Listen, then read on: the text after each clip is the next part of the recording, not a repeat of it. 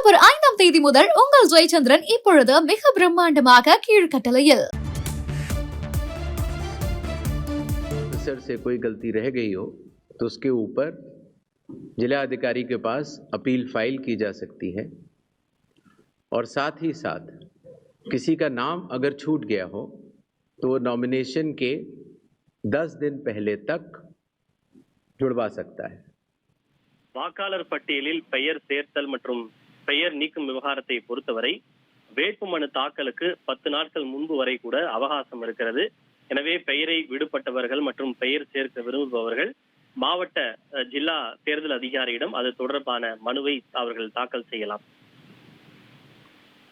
अभी हाल ही में चुनाव आयोग की पूरी टीम ने और हम तीनों चुनाव आयुक्त ने बिहार का दौरा किया और दौरा करने के बाद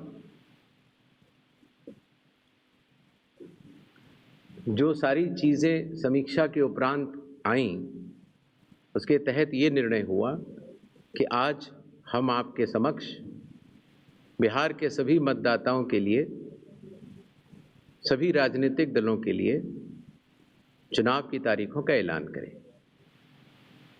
பீகாரில் தேர்தல் ஆணையர்கள் நாங்கள் 3 பேரும் பல்வேறு தரப்பினரையும் பல்வேறு அரசியல் கட்சி குழுவினரையும் சந்தித்து விரிவாக ஆலோசனை நடத்தி அவர்களின் கருத்தை கேட்டிருக்கிறோம். அந்த கருத்துக்களின் அடிப்படையில் தற்போது பீகார் சட்டமன்ற தேர்தல் தொடர்பான முடிவை நாங்கள் எடுத்திருக்கிறோம்.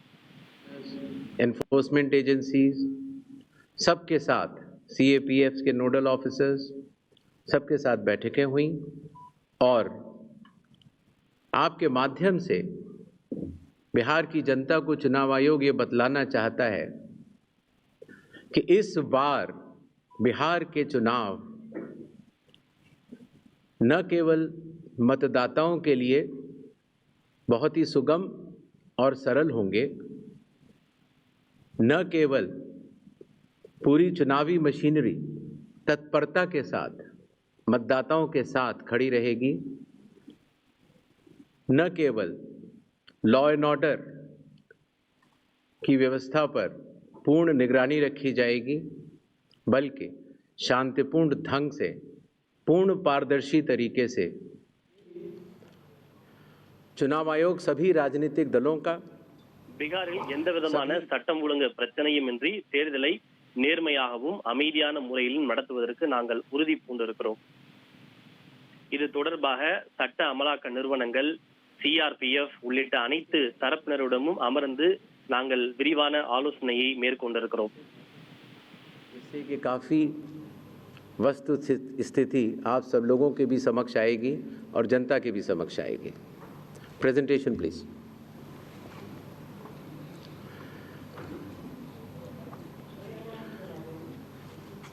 बिहार में कुल 243 विधानसभा क्षेत्र हैं. பீகாரை பொறுத்தவரை इसमें 43 சட்டப்பேரவை தொகுதிகள் உள்ளன. 38 और अनुसूचित जनजाति के लिए 2 रिजर्व्ड हैं.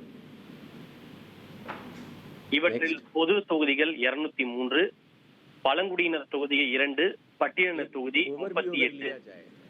मतदाताओं का तो कुल मतदाताओं की संख्या लगभग 7.42 करोड़ है, जिसमें कि मेल 3.92 और फीमेल 3.5 करोड़. பீகாரை பொறுத்தவரை மொத்தம் 7.24 கோடி வாக்காளர்கள் உள்ளனர். लगभग 4 लाख हैं. 100 वर्ष की आयु पूर्ण कर चुके मतदाता लगभग 14,000 हैं. ஆண் வாக்காளர்கள் 3.92 கோடி. लगभग 14 लाख हैं. जैसा कि अब आप सबको विदित है, इस बार चुनाव आयोग ने मतदाताओं की सहूलियत के लिए, उनकी सुविधा के लिए हर मतदान केंद्र पर 1200 से ज़्यादा मतदाता न हो ऐसा लक्ष्य रखा है.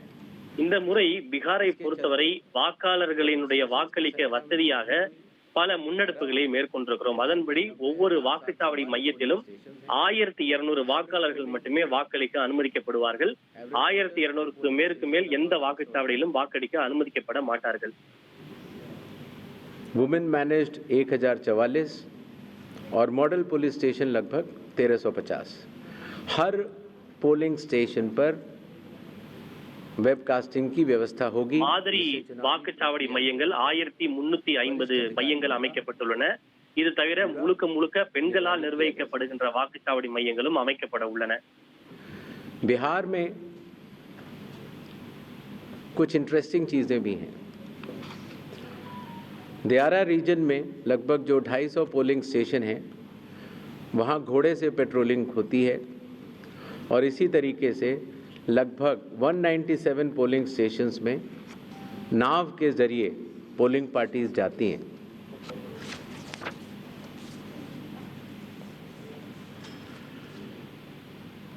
चुनाव आयोग के निर्देशों के अनुसार हर मतदान केंद्र पर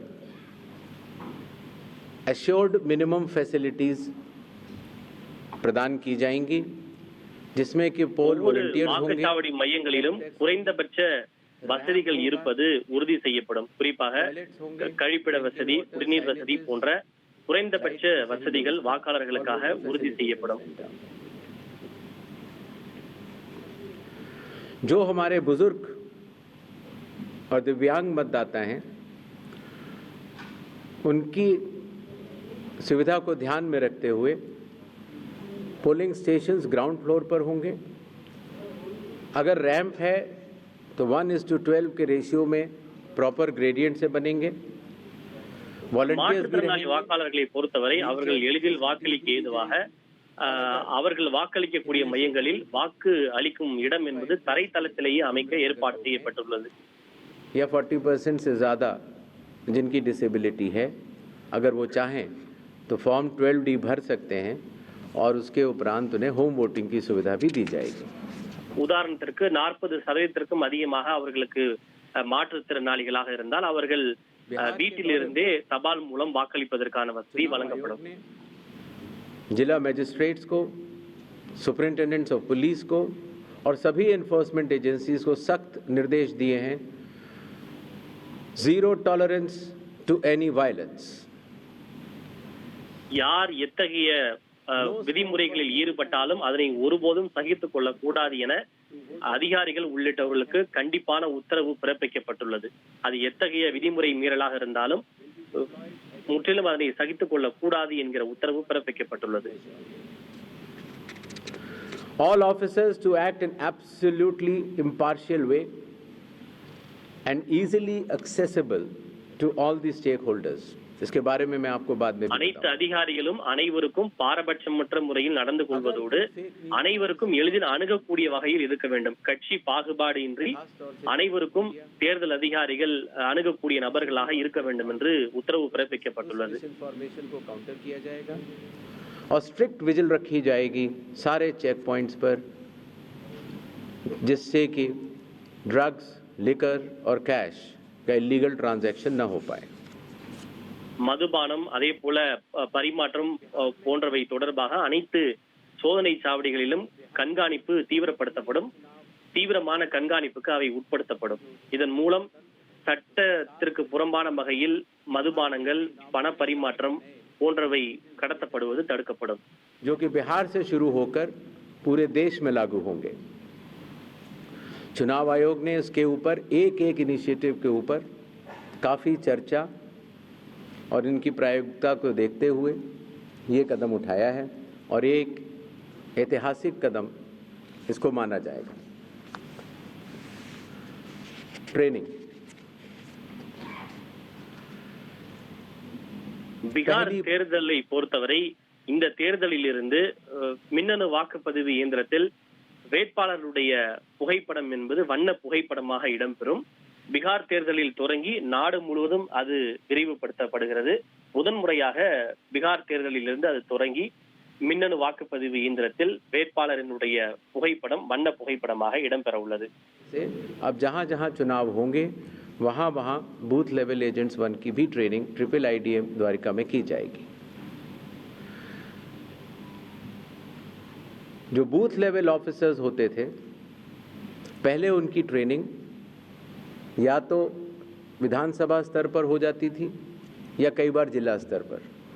तो इस बार हर विधानसभा क्षेत्र के 4 से 5 BLOs को ट्रिपल IDM में बुलाया गया और उनको चुनावी प्रक्रिया के बारे में अवगत कराया गया, जिससे कि हमें अब பீகார் தேர்தலை பொறுத்தவரை முதன்முறையாக அனைத்து பூத் மட்டத்திலான அதிகாரிகளுக்கும் விரிவான பயிற்சி அளிக்கப்பட்டிருக்கிறது. அக்டோபர் 5ஆம் தேதி முதல் உங்கள் ஜெயச்சந்திரன் இப்பொழுது மிக பிரம்மாண்டமாக கீழ்கட்டளையில்